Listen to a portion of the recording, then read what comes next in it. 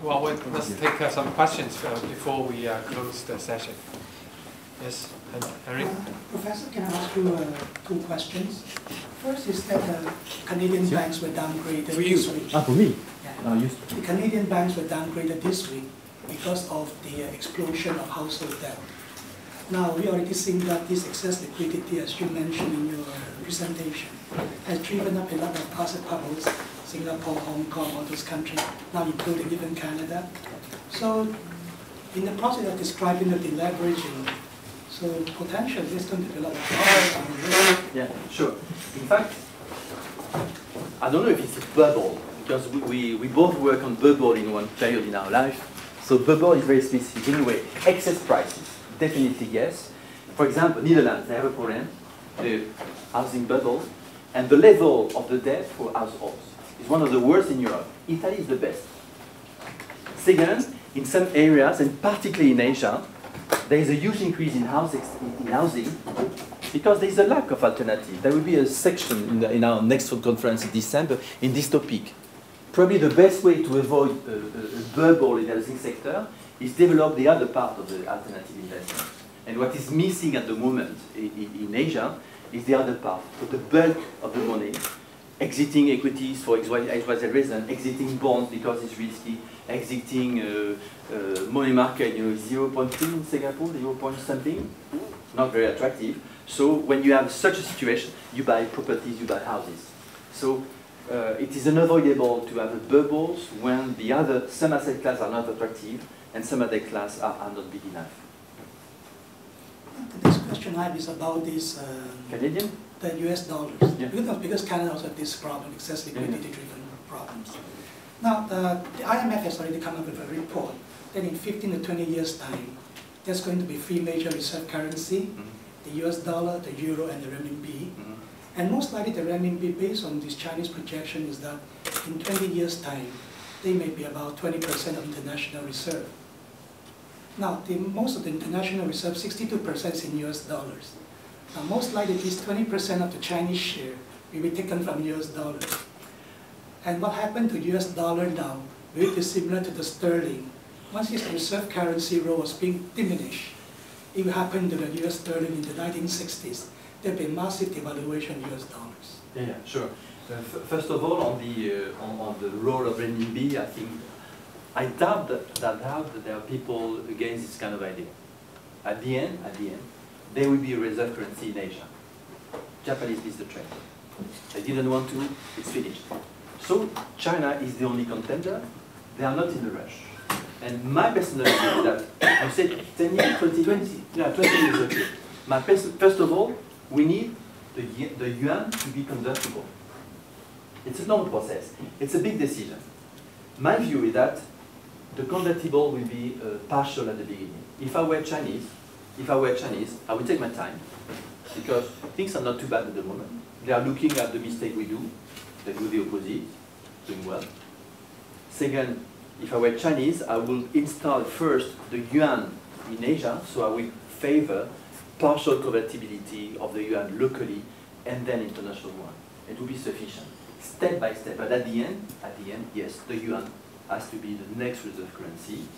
And there is one contender for losing ground is the US dollar, because the euro is down, so the euro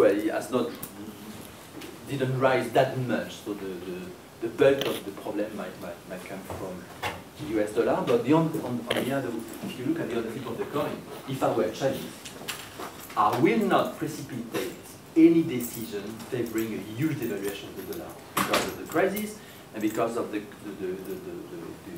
would give to the US an important competitive advantage. So we'll see. 20 years, it's reasonable to me, but it will be again step by step by step. Remember about the convertibility of the yuan. People are talking about this for 10 years, 15 years. Actually, I read a Chinese report. Hey, Henry, why not we open the question to other, otherwise no chance. Any other questions? Just a quick question, yeah.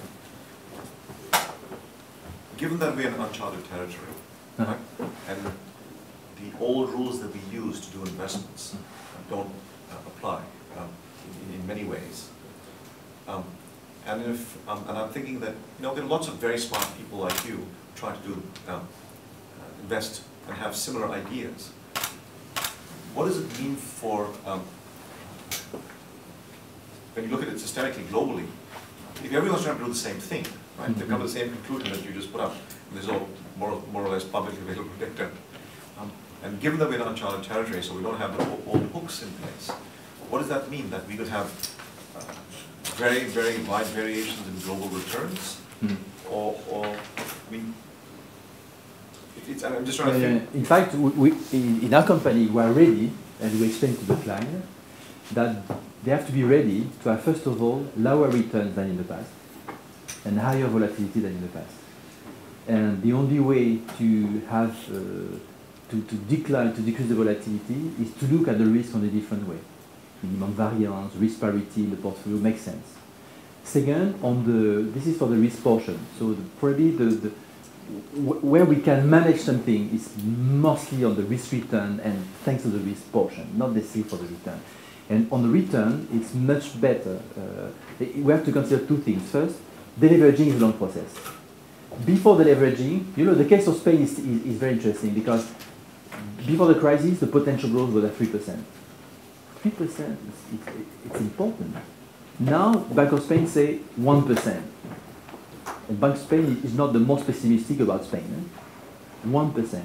It means that including and for the rest of Europe, or for the rest of the world, the deleveraging cycle is not over. I'll give a figure. 60% of the banking deleveraging is still to be done in Europe. 60%. So what is the consequence of deleveraging? Low growth, lower potential growth, low rates, low yields, low return. So for another decade, we have to be ready to have a lower return that we had in the past. The Josua effect and the Noah effect. And last but not least, demography.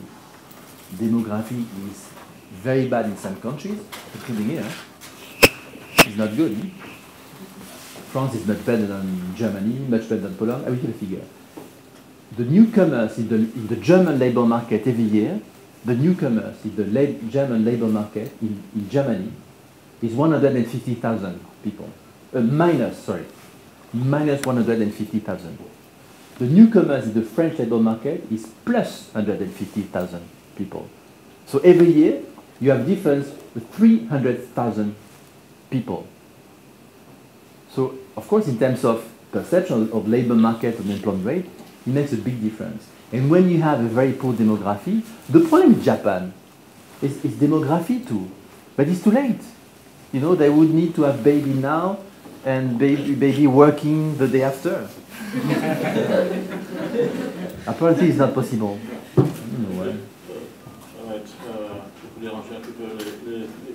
Your risk allocation metric actually is quite interesting. And how do you describe that in terms of specific targets? And how would you kind of manifest that in terms of either sharps or other forms of... In fact, I will be very fair with you. We have different kind of clients, so different kind of mandates. So there is no specific rationale behind Amundi compared to XYZ. It depends on the mandate we have. Some mandates are very constraining. We know that, for example, when we have sovereign bonds being benchmarked, we know it's not a good idea. But if you have full discretion, for example. Excuse me? If you have full discretion. Or we are absolute return? Yeah. Oh, you want to know the kind of risk metrics we have when we are absolute return? Yes. Yeah. Well, the bulk of what is much more concentration and stress test. The rest is useless. Stress test is important. Stress on what basis? Market events. You can have, for example, a stress test on the worst case scenario on the bonds, on the credit spreads, on the monetary policy, on the equity market. But you're using statistical tails, I assume, right? And then multiplying by some factor given your analysis. It depends on the portfolio manager. There is no specific rule, but when you have absolute return, VAR is not that useful. Tracking errors is useless completely. So you have to look at the stress also. And what is important is the money management. to have stop losses, and to have discipline. This is the most important. That's the art. This is the most important. Just take one last question. Oh, Yeah. we answer very quickly so we can have two. Answer very quickly. Yeah, my question is a very simple one. You have correctly pointed out all the problems in Japan, but in the last 2 years we have observed that yen and yen assets considered as a safe haven assets, during the European crisis. Was the whole market wrong? Because their behavior. How to explain from your holy cow topics and all this? For the yen? For the yen, yeah. In the past 2 years, yen and yen asset were considered as a very safe haven asset to a lot of investors. Particularly for Were they all wrong or something? No, particularly for Japan. At one stage, the problem will surface. In 2008, there was no question about risk. There was no question. Maybe we are too early. At the moment, we're increasing the portion of equity, Japanese equity in the portfolio. So we don't think that what I say will occur tomorrow morning. So at one stage, enough is enough. The question is about Japan, 200, 250, 200, 400. It's not too far. So it's not the question stopping investing in Japan, is to select where we invest. So the people are not wrong, but there is a complacency about the Japan bond market. It's not to say it's at the moment the most dangerous market on earth. Thank you. But for Japanese, different story. Japanese, we never say so. When I heard this, my Japanese friend of the company called me and said, "Come on, keep my business." So short question, quickly. A short answer, please. Okay, it's actually about Singapore. We used to think that Singapore was strongly affected by the rest of the world because the country is small. But after the subprime crisis happened in the US, we look at Singapore, how government is actually dealing with all this crisis. I should say that Singapore for the past few years is not really that strongly affected. So how do you see this would affect Singapore market? I will answer very quickly. We are overweight so-called emerging. We are on top of that in this so-called emerging. I hate this word. We are overweight Asia, and Singapore is not our favorite, but it's amongst one of the We know that not only for Temasek Holding, GIC as well as government, they are actually using every single sense of facilities to build Singapore as a so-called a safe haven, especially for banking industries, investment industries. We all know that. So how do you, from your opinion, say that you are not really favor Singapore? We are. Okay. We are favoring Singapore. I'm not sure I catch your question. Do you think I'm pessimistic about Singapore? Yeah, I was thinking that No. In fact, Singapore, you have a lot of advantages. Communication, infrastructure, harbour, well-educated people, qualified people, flexibility of the market, of the economy. Medicine, it's pharmacy, it's Thank you. No, that's true. It's very, very flexible. So Labour are market. we saying that Singapore is the next safe haven? Too small. Remember the figure with Australia, 3%. Australia is small. Canada is much safer than any other country. It's too small. Too small.